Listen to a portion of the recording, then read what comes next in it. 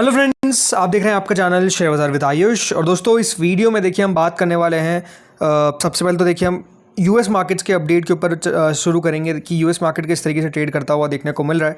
And then दोस्तों हम बात करेंगे कि हमारे मार्केट्स पे कल कौन कौन से ट्रिगर्स है जिसका इम्पैक्ट जो है वो डेफिनेटली आपको आता हुआ देखने को मिलेगा। तो ये वीडियो बहुत महत्वपूर्ण है, कल के बाजार के ऊपर भी आपको सारी जानकारी मिल जाएगी, प्लस अभी जो हो रहा है राइट उसके ऊपर भी हम इस वीडियो में डिटेल में बात करेंगे। तो वीडियो को आप लोग देखिएगा पूरा। लेकिन उससे पहले अभी तक अगर आपने चैनल को सब्सक्राइब नहीं किया है, पहली बार विजिट किया है, तो सबसे पहले आप लोग जरूर चैनल को सब्सक्राइब कर लीजिएगा। तो चलिए शुरू करते हैं यूएस मार्केट से। तो देखिए करंटली डाउ जोन्स आपको लगभग 1% ऊपर कारोबार करता हुआ देखने को मिल रहा है एट 52,164। और कह सकते हैं यूएस मार्केट्स बिल्कुल अपने दिन के हाईस के नज़दीक अब आपको कारोबार करते हुए देखने को मिल रहे हैं। यानी यूएस मार्केट में डाउ जोन्स तो नो डाउट आपको काफ़ी अच्छा ट्रेड करता हुआ दिख रहा है, लेकिन गिरावट नेस्डेक में आज के दिन हमको देखने को मिल रही है। शुरुआत तो दोस्तों काफ़ी अच्छी हुई और काफ़ी तेज़ी से नेस्डेक ऊपर गया, बट ऊपरी लेवल्स पे टिक नहीं पाया। 26,700 ऑलमोस्ट 790 के आसपास 788 का आज का हाई है। तो उस लेवल से दोस्तों सेलिंग बनी, और सेलिंग इस तरीके से बनी कि 26,471 का आज का दिन का लो है। एंड वहाँ से आपको फिर ये भी देखिए रिकवर करता हुआ देखने को मिल रहा है, बट अभी भी दोस्तों 0.37% नीचे है। कल के दिन नेस्डेक में बहुत अच्छी तेज़ी आपको देखने को मिली थी, तो आप कह सकते हैं कि थोड़ी सी मुनाफा वसूली अभी आती हुई देखने को मिल रही है।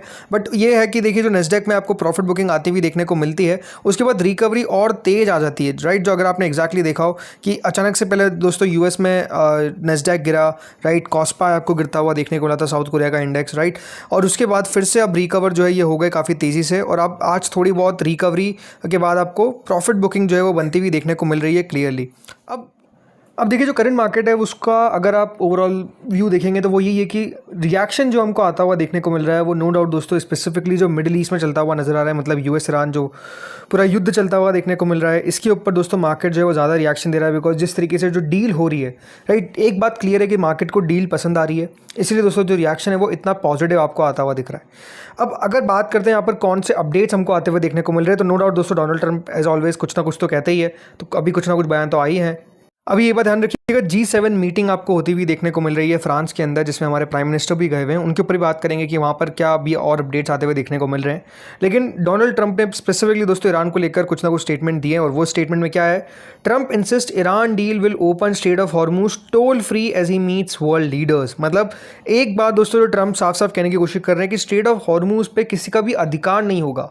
स्ट्रेट ऑफ हॉर्मूज में जिस तरीके से पहले फ्रीली जो जहाज हमको जाते हुए देखने को मिलते थे, एग्जैक्टली वैसे ही फ्रीली जो है वो आगे भी हमको जाते हुए देखने को मिलेंगे। मतलब वहाँ पर ऐसा नहीं है कि दोस्तों कोई भी आपको टोल लेता हुआ नज़र आएगा। बिकॉज बीच में दोस्तों ये चला ही था कि ईरान कह रहा था कि वो टोल लेगा, जो भी वहाँ से गुजर रहा है उसको टोल फी पे करनी पड़ेगी।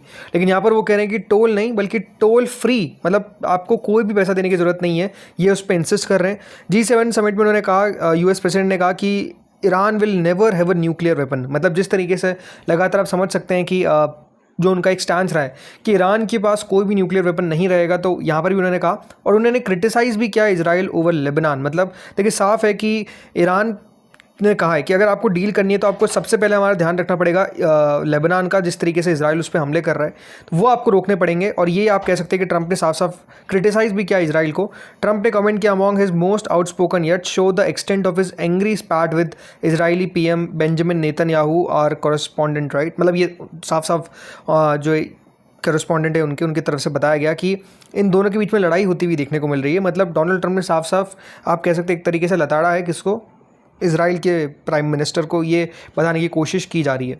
अब इस पे इंपॉर्टेंट है कि दोस्तों ईरान भी एग्री हो राइट। तो ईरान की तरफ से क्या कहा जा रहा है, ईरान ने दोस्तों ये कहा है कि जो डील है यूएस के साथ वो रिक्वायर करेगा Israeli forces to leave Lebanon.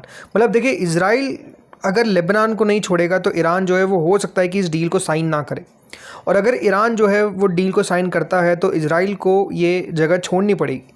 ये बात अलग है कि दोस्तों इजराइल कितने समय तक उस बात को मानता है, कितने समय तक उस बात को मतलब सहयोग करता है, वो बात अलग है, बट उसको करना ज़रूरी है। ये दोस्तों आप कह सकते हैं कि लगातार आ रहा है। क्यों ज़्यादा इंपॉर्टेंट है, बिकॉज लगातार दोस्तों डोनाल्ड ट्रंप जो है वो अब इजराइल के प्राइम मिनिस्टर को भी याद रखिए क्रिटिसाइज़ कर रहे हैं। ऐसा नहीं है कि सिर्फ ईरान को क्रिटिसाइज़ कर रहे हैं या ईरान के खिलाफ बोल रहे हैं, अब तो इजराइल के खिलाफ भी बोलना शुरू कर दिया। मतलब उनकी बात नहीं मान रहे हो तो सीधी सी बात है, इजराइल के प्राइम मिनिस्टर को भी याद रखेगा डोनाल्ड ट्रंप नहीं छोड़ रहे हैं, ये आपको साफ नज़र आएगा।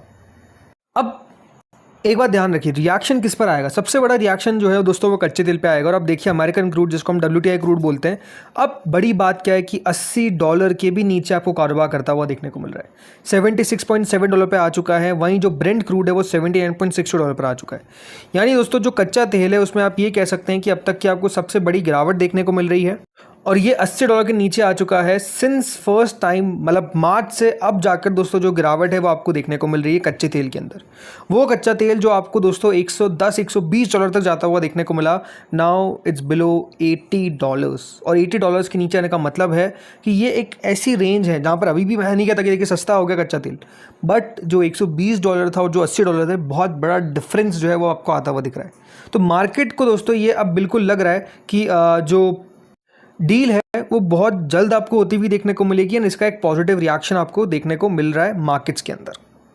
अब एक बार हमारे मार्केट को देख लेते हैं। तो दोस्तों आज के दिन क्या हुआ हमारे बाजार को अगर आप देखेंगे तो लगभग हमने 24,000 के लेवल को छू ही लिया था। 24,002 का आज का हाई है, बट 24,000 पे बंद नहीं हो पाए। बट बड़ी बात क्या है कि 24,000 के नज़दीक जाकर बंद हुए हैं, तो वो एक क्रूशियल लेवल जो 24,000 का था वो हम फाइनली दोस्तों हिट करते हुए देखने को मिल रहे हैं। एंड यहाँ पर क्लोजिंग नहीं आ पाई, ये आप कह सकते हैं क्लोजिंग आ जाती थी तो वो कहते ना कि बहुत ही अच्छी चीज़ आती, सोने पे सुहागा टाइप। बट ओवरऑल हमारे मार्केट्स अगर आप देखेंगे लास्ट 5 दिनों में इट्स नाउ 3% ऑलमोस्ट। पिछले 3 दिनों में तेज़ी जो है वो आपको देखने को मिली है, जो मेजरली तेज़ी देखने को मिली है।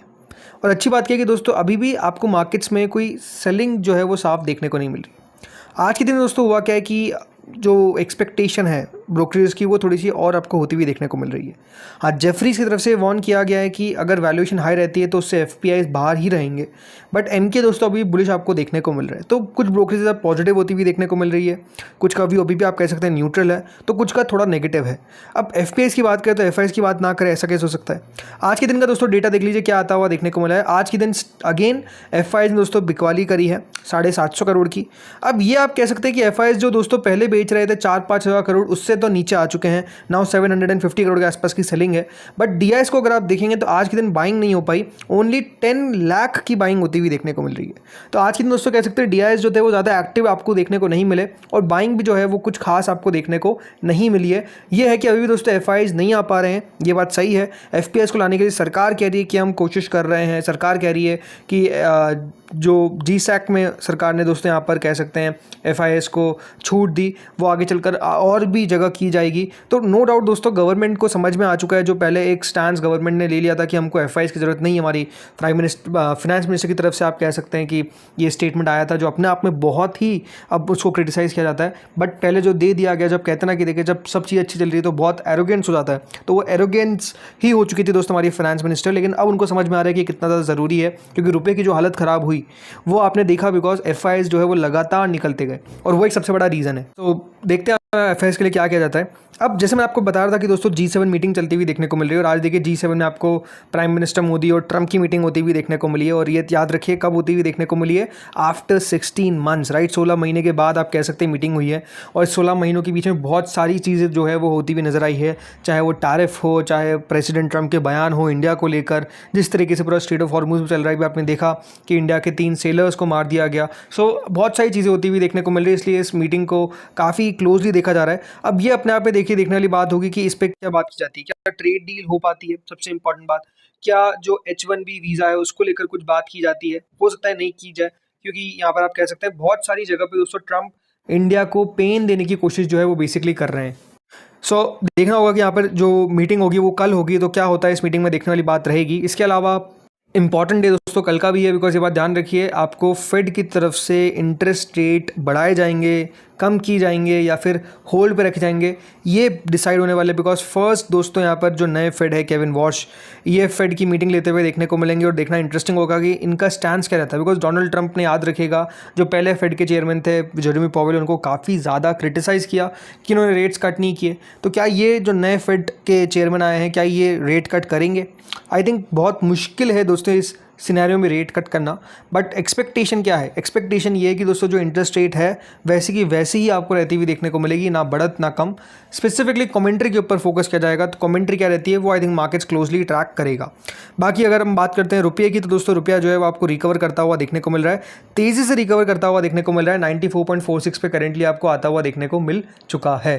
तो दोस्तों इस वीडियो में इतना ही था। होपफुली आपको वीडियो बढ़िया लगा होगा। अगर अच्छा लगा तो लाइक कर देना, चैनल से पहली बार जुड़े सब्सक्राइब कर देना। Thank you friends watching this video.